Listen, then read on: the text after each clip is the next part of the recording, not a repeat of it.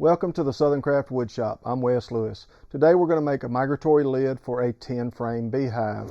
I'm making this one out of solid stock cypress, and I drilled a hole in mine because I top feed with a mason jar or a 1-gallon bucket. But before we begin, let's talk about safety. You owe it to yourself and your loved ones to know and understand your power tools and equipment. Please follow all procedures and guidelines in operating them safely.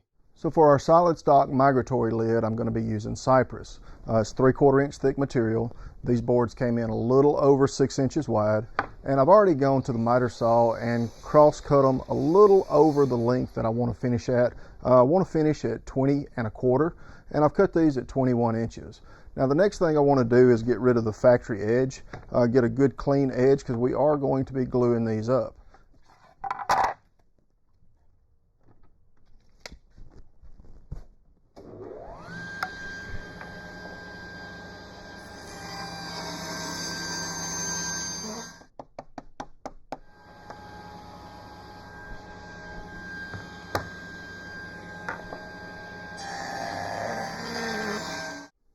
Now with the factory edge removed and a good clean rip, I want to make sure that I've got a good straight glue line, and I do.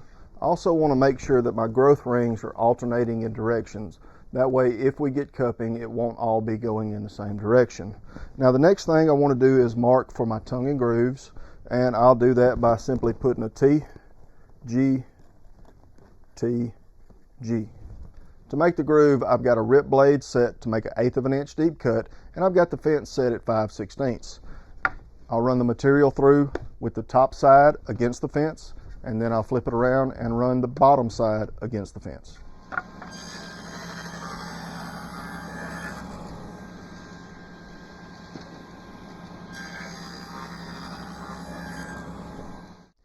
To make our tongue, I installed a sacrificial fence. I raised our blade up to approximately 5/16, and I've got the fence set to where I'm taking about 3/32 off the edge of the board. In doing this, I made multiple passes with the test piece, making micro adjustments until I got a good snug fit between the tongue and the groove.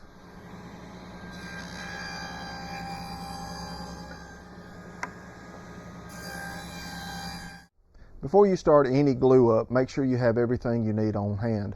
For this project, I've got an exterior grade glue, acid brush, 4 clamps, hammer, tap block, and some rags.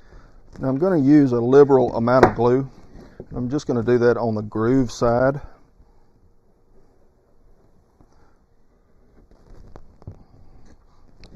I'll take my acid brush, make sure I've got good coverage on everything. I do not mind squeeze out at all.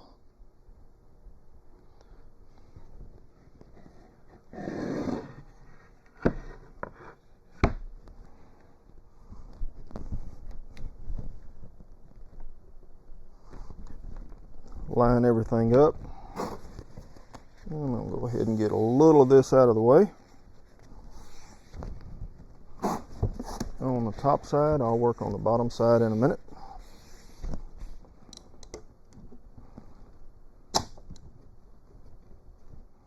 And I don't want to over tighten my clamps. If I do, it's only going to make my board bow.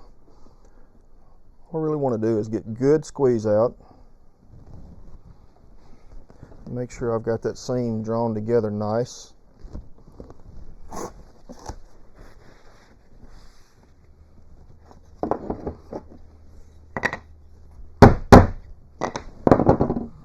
Flip it over, clean it up just a little bit.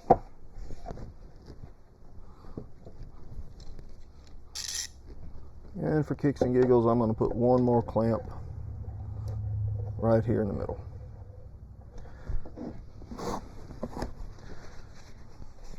And we'll set that to the side to dry while we cut the rest of our parts. We're going to come back to the table saw and clean up the edges on another board. This board measures in at 5 7/8. So I'm going to set my fence at about 5 13/16. And we'll clean up both edges.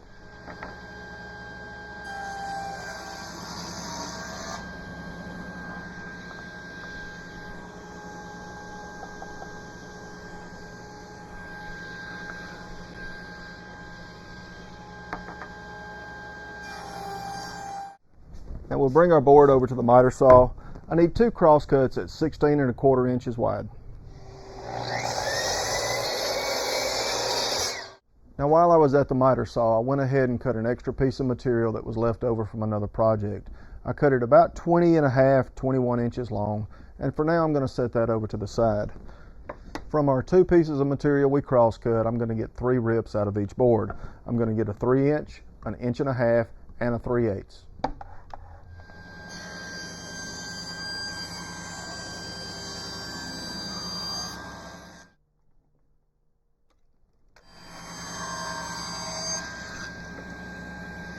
This next step is completely optional. I like to give a little extra space between the top of the frame and the bottom of the lid. Now I'll do that with a 3/8 spacer, and that's where this piece I set to the side comes into play.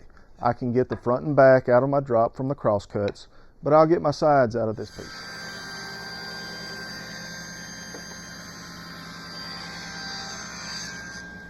So we had set our panel over to the side to dry, and actually that was a few days ago. There have been a few other projects come through the shop since then, so things may look a little bit different.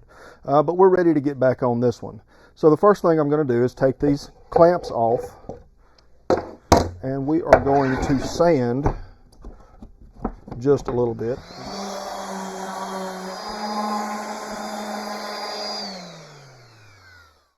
Well, I like to glue my panels up a little bit larger than what we're going to finish out at, but now it's time to cut it down. First thing I need to do is get a good clean edge on one side, so I'm going to set the rip fence up at 16 3/4.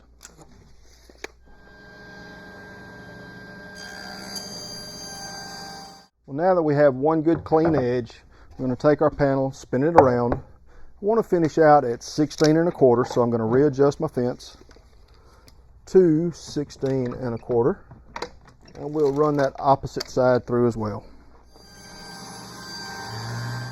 So we've changed our blade over from one that's designed to rip solid stock lumber over to a general purpose combination blade. We've also installed our cross-cut slide cradle, and now I want to trim this panel down to its overall finished length, and that's going to be 20 1/4.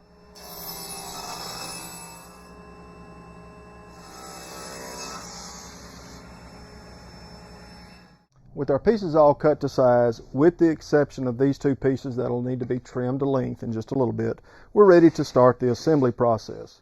I'll take our 1 1/2 rips and our 3-inch rips and shoot those together with a 1 1/2 staple. I'm going to use exterior grade glue.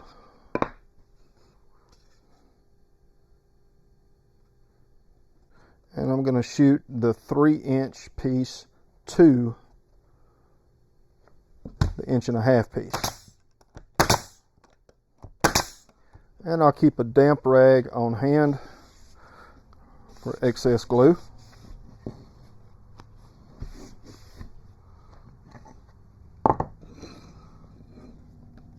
And we'll do the other one.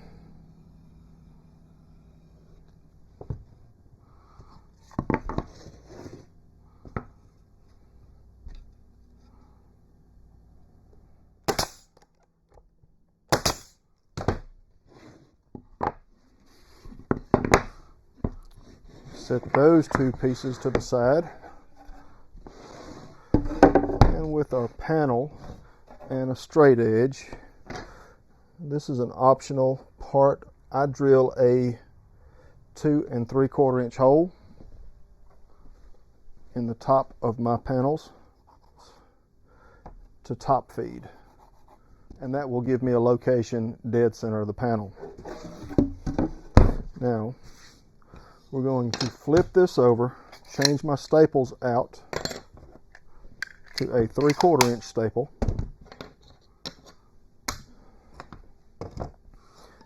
and I'm going to put just a little bit of glue. This is for my 3/8 spacer, putting just a little bit of glue in the middle.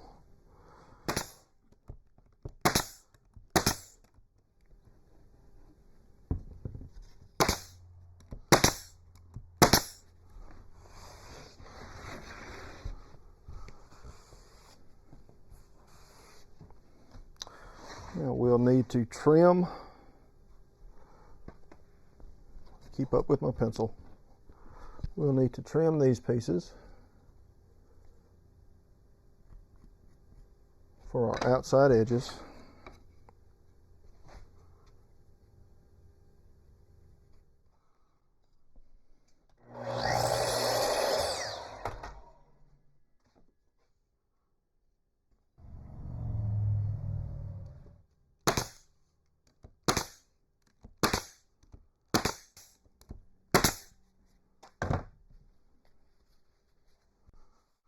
I'm going to change over to 1.25 inch staple. I'm going to take our assemblies and I'm going to put just a little bit of glue for about 3 or 4 inches towards the middle. I'm going to do that for both pieces.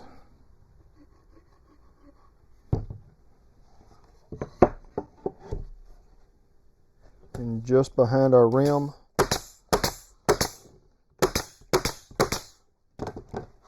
I'm going to shoot our staples.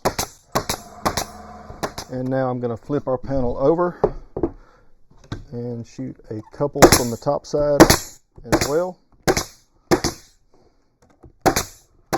On our mark where we found the center line, I am going to drill part of the way through with a 2 3/4 hole saw.